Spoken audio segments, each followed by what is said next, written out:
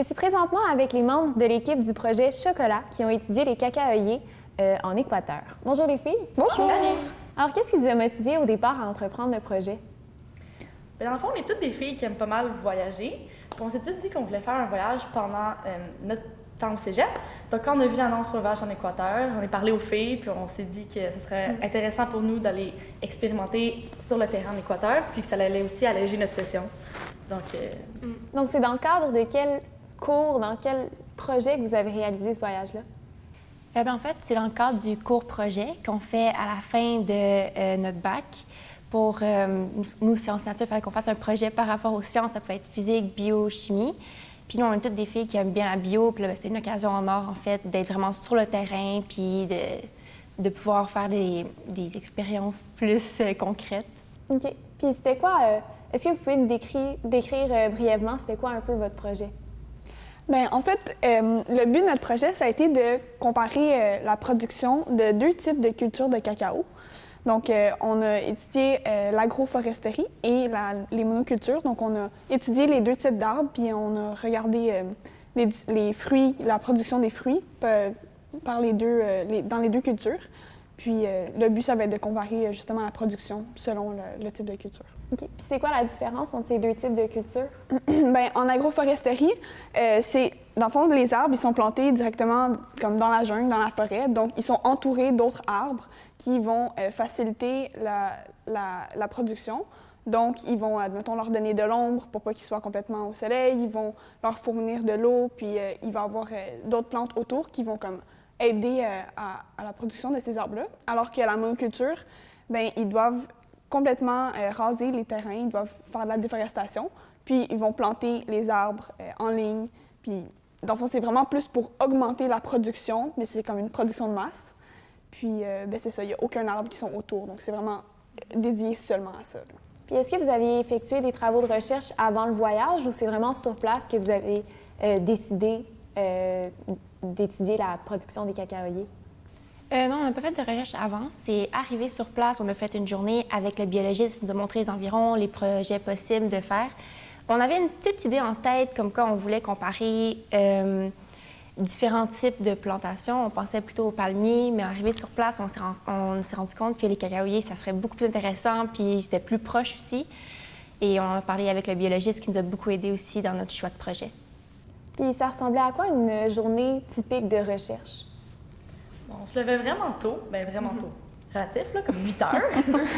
Puis après ça, direct, on s'en allait sur le terrain, dans la forêt, pour prendre des données. Puis une fois qu'on avait fini de prendre nos données, on revenait vers midi 2 heures pour dîner. Puis après ça, dans l'après-midi, on pouvait vraiment prendre plus de temps pour faire ça, du travail écrit, puis pour relaxer. Parce qu'avec la chaleur, vraiment, puis le dépaysement, c'est comme une température qu'on n'est pas habitué, puis ça l'épuise vraiment plus rapidement que d'habitude. Fait qu'on avait besoin souvent d'un petit moment pour cool down en fin de journée.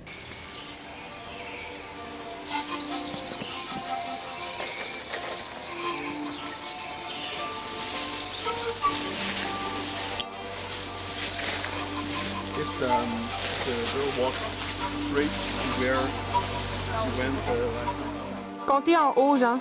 Ici aussi, là. C'est ça. Là. J'en vois deux qui sont genre noirs. 1, 2, 3. Là, 4.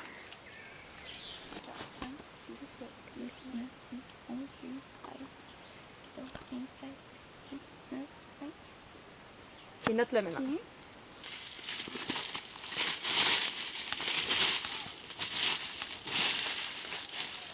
Okay. Magnifique.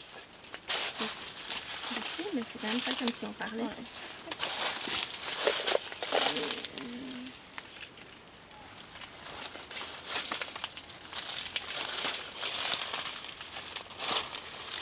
Alors, t'es prête? Oui. OK. pH 7, température 27. Humidité de sol 25,3.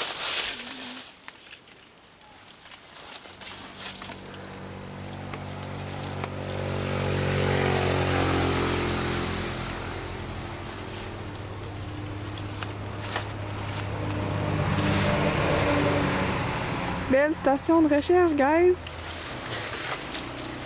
On peut dire qu'on a minimum 10 mètres en haut. on pourrait calculer ça, ça. Puis ensuite, on peut voir, genre, tu sais, la longueur. Puis ensuite, avec ça, on va être capable de voir, genre, est-ce que ça a est-ce que ça a un rapport à la grosseur?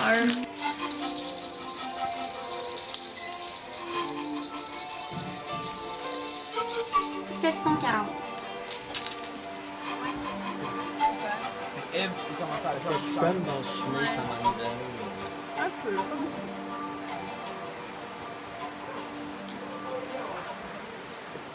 Val? Est-ce que vous avez trouvé ça plus intéressant de vraiment travailler sur le terrain que dans un laboratoire? Moi, je pense que oui. Là, ça nous a permis d'avoir une expérience vraiment comme unique. Puis, le fait qu'on soit en Équateur directement, là, c'était vraiment le fun. Le fait qu'on ait pu être dans la jungle, c'est pas quelque chose que beaucoup d'entre nous avaient déjà vécu.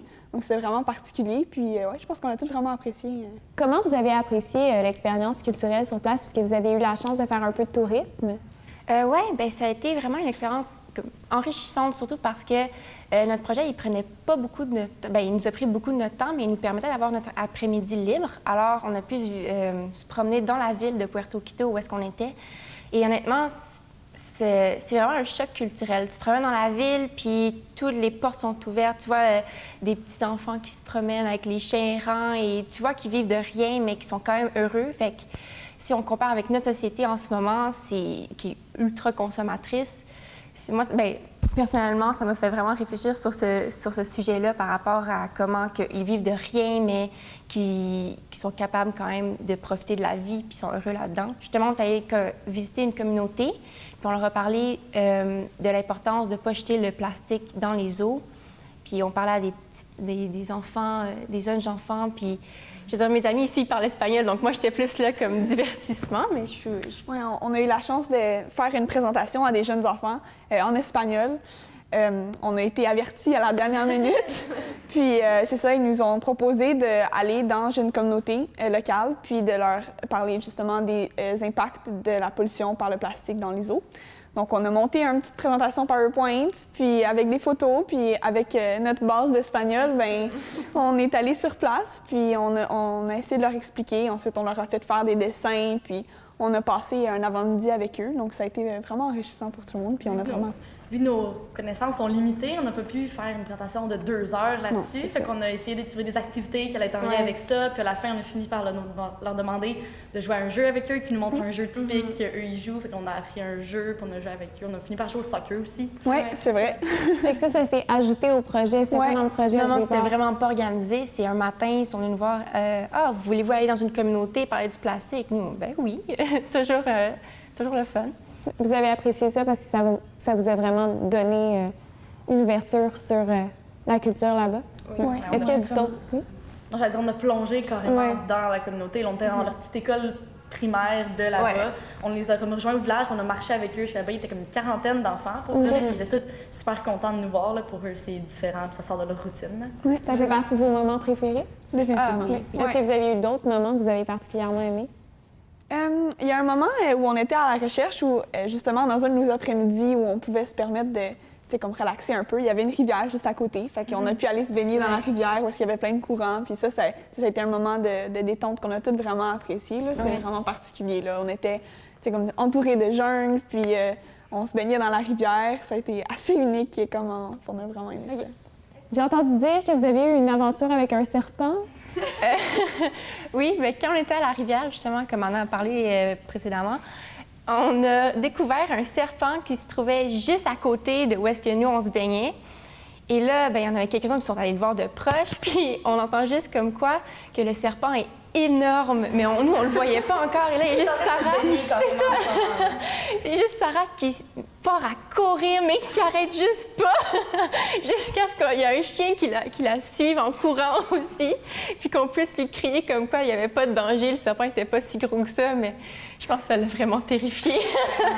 Sarah et moi, à l'aise avec tout ce qui est nature. Tout à fait. Non, j'étais pas à mon aise là, en forêt. Pour vrai, j'étais toujours avec mon bâton en train de taper à terre terre pour voir s'il y avait des serpents, là. Malgré tout, elle a été capable de nous suivre, puis ça nous a pas empêché de faire notre projet, là. Elle parlait pas beaucoup, par contre. Je pense que c'était plus un travail sur elle-même qu'elle faisait en forêt, mais non. C'était genre en pèlerinage. Est-ce qu'il vous reste encore un peu de travail à faire sur votre projet, un travail d'analyse? Oui, exactement. Dans le fond, là, on a comme, sur le terrain, on a vraiment collecté tout, fait notre protocole, on a pris les données, mais on a zéro traité les données encore. C'est ça. À la de notre cours de statistique, on va pouvoir apprendre à analyser les données puis vraiment tirer des conclusions concrètes des données qu'on a collectées. Il nous reste aussi une présentation à faire à la fin du DEC aux personnes, aux parents, aux professeurs et d'autres élèves pour vraiment leur montrer nos recherches qu'on a faites, les résultats qu'on a obtenus, puis pouvoir aussi donner des conclusions plus approfondies avec une présentation et un article et tout. Finalement, est-ce que vous répéteriez l'expérience? Oui, vraiment. Puis je pense que tout le monde dans l'équipe est d'accord avec moi que c'était tout à fait enrichissant. Puis on y retournerait demain si on avait l'occasion. Bien, merci beaucoup les filles d'avoir pris votre temps aujourd'hui. Puis je vous souhaite bonne chance dans la suite de votre travail. Merci. OK.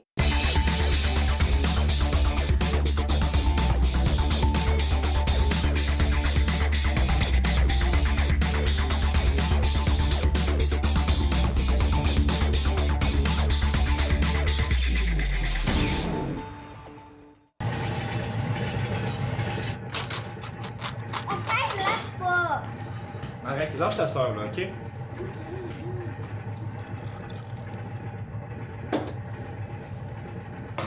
Arrête, dépêche-toi, là, tu vas être en retard.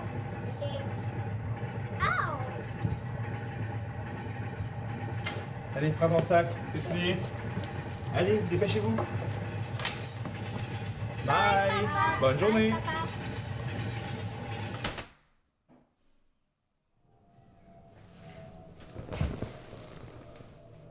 Dans Vaudreuil-Soulanges, une personne sur 20 évalue son état de santé mentale comme moyen ou mauvais.